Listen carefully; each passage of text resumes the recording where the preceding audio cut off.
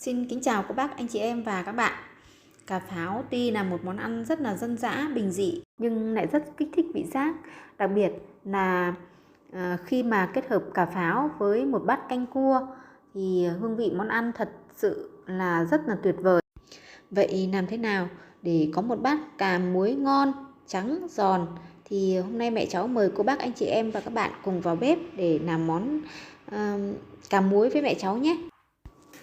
Phần nguyên liệu cho món cà muối của mẹ cháu thì hôm nay gồm có là 1 kg cà pháo. Có một bí quyết để cho cái cà muối của mình nó được giòn ấy, thì mẹ cháu thường làm như thế này. Khi mà mẹ cháu mua cà về đấy thì mình rửa sạch cà, sau đó thì đem phơi cà ở dưới bóng râm nha cô bác. Mình phơi cà dưới bóng râm khoảng 2 đến 3 tiếng đồng hồ cho cái cà của mình nó hơi héo đi một chút. Đấy, sau đó thì mình mới bắt đầu mình làm. Thì khi mà cái cà của mình muối xong rồi ấy, nó sẽ rất là giòn nha cô bác. Và có một lưu ý nữa, đó là khi chọn cà thì cô bác nên chọn quả cà bánh tẻ nhá. Mình không chọn cà già quá ăn cũng không ngon, mà cà non quá thì mình muối nó sẽ không được giòn nha cô bác. Vì vậy tốt nhất là mình lựa cái quả cà bánh tẻ thì mình muối thì cà nó sẽ giòn và ngon hơn ạ. Nguyên liệu để muối cùng với cà thì mẹ cháu có một củ riềng như thế này nha cô bác. Riềng thì mình cũng chọn cái riềng già thì nó sẽ thơm hơn nha cô bác. Mẹ cháu sử dụng 2 củ tỏi để mục đích là làm cho cái cà của mình nó trắng và nó lên men được tốt hơn nha cô bác. Tiếp theo là mẹ cháu có 3 thìa muối, 2 thìa đường và 2 thìa giấm ăn nữa nha cô bác. Bây giờ thì mẹ cháu sẽ đi làm cà. Mẹ cháu chuẩn bị một thau nước và cho vào đây 2 thìa muối để giúp cho cái cà của mình nó được trắng nha.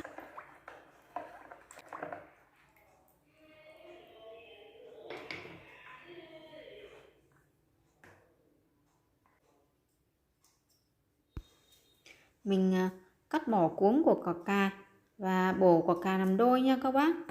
Quả cà này thì nó hơi lớn nên mẹ cháu bổ đôi nha.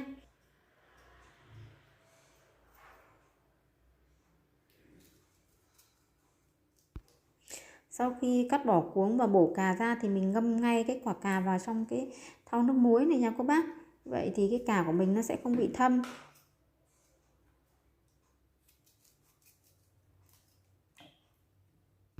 Và cứ lần lượt làm như vậy cho đến khi hết kg cà này thôi nha các bác.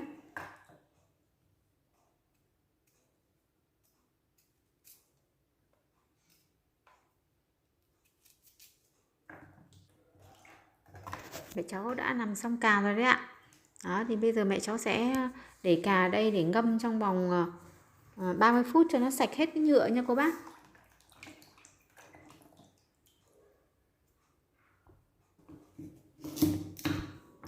Tiếp theo thì mình sẽ cắt nhỏ cái miếng riềng này ra và mình giã nhỏ nó ra nha cô bác.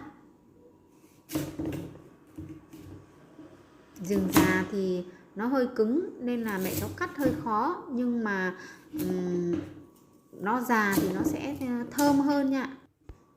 Ok, vậy là mẹ cháu đã cắt xong riềng rồi, nhưng mà ở trên cái bàn này thì nó yếu nên là mẹ cháu sẽ không thể giã riềng ở trên đây được. Mẹ cháu sẽ mang riềng và tỏi ra ngoài để xử lý nha cô bác. Đây là riềng và tỏi mẹ cháu đã giã nhỏ và băm nhuyễn rồi nha cô bác. Đó, cái riềng mà mình tự làm ở nhà nó nhìn trong cái màu sắc nó rất là sáng đẹp và nó sạch sẽ như thế này nha cô bác.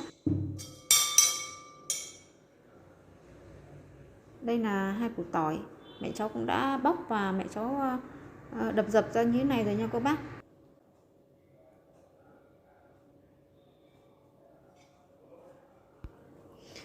Bây giờ thì mình sẽ đi rửa sạch cái cà này đi nha cô bác. Đó, cái nước nhựa cà nó ra, nó vàng cái nước của mình ra này cô bác này.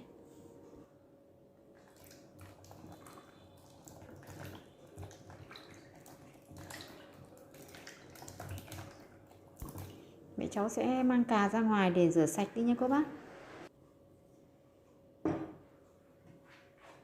Cà cà của mình đã được làm sạch rồi đấy ạ. Thì mẹ cháu sẽ chuẩn bị một cái nồi và cho cái cà của mình vào đây.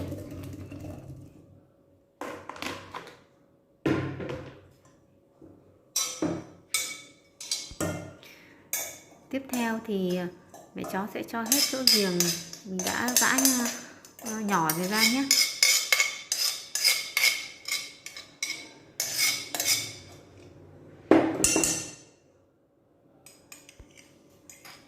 Tỏi băm nữa ạ.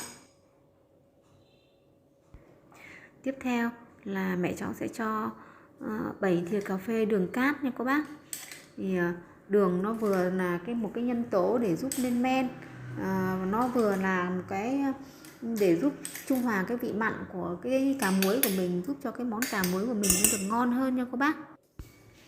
Và cuối cùng là 2 thìa cà phê đầy muối nha các bác. Sau khi cho hết các nguyên liệu vào thì mình xóc đều lên để cho cái cà của mình nó được ngấm đều hết tất cả các nguyên liệu vào với nhau nha các bác.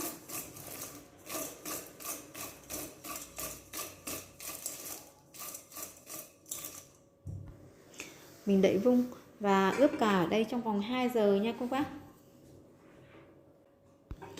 Trong cái quá trình mà mình ướp cà ấy, thì thoảng mình lại xóc đều nó lên để cho cái cà của mình nó được ngấm đều tất cả các cái gia vị vào với nhau nha các bác.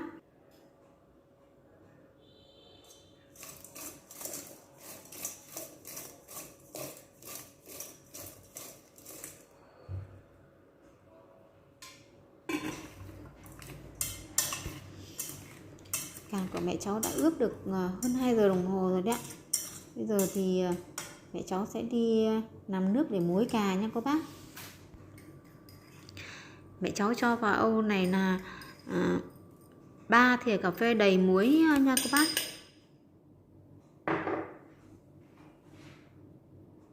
Tiếp theo là cho vào 1 lít nước ạ.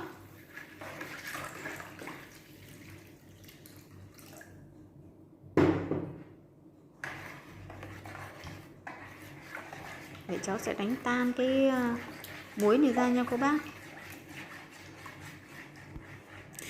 Thêm vào đây 2 thìa canh giấm nữa nha các bác. Cái này là giấm gạo mẹ cháu tự làm và nó cũng đến cuối bình rồi nên là nó hơi có cặn một chút ạ. Mình quấy cho đều hỗn hợp và muối tan hết ra nha các bác.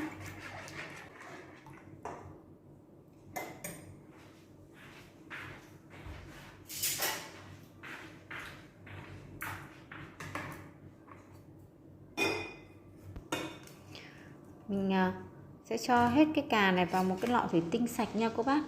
Lọ thủy tinh mình rửa sạch đi và tráng qua nước sôi để tránh cái trường hợp là nó có vi khuẩn, nó sẽ làm hỏng cái cà muối của mình nha các bác.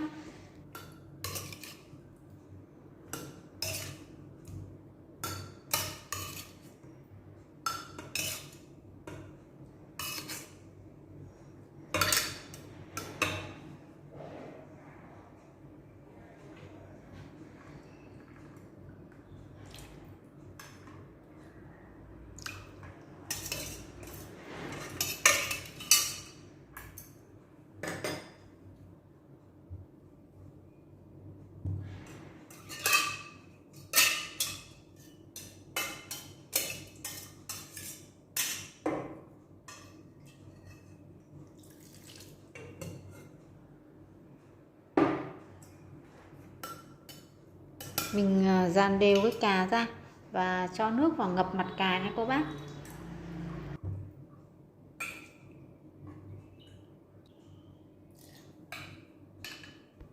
Để tránh cái tình trạng là cái lớp cà ở bên trên của mình ấy nó bị hụt nước nên nó sẽ bị thâm, thì các bạn nhớ phải kiểm tra cái lượng nước xem mà nó đã vượt được mặt cà hay chưa nha.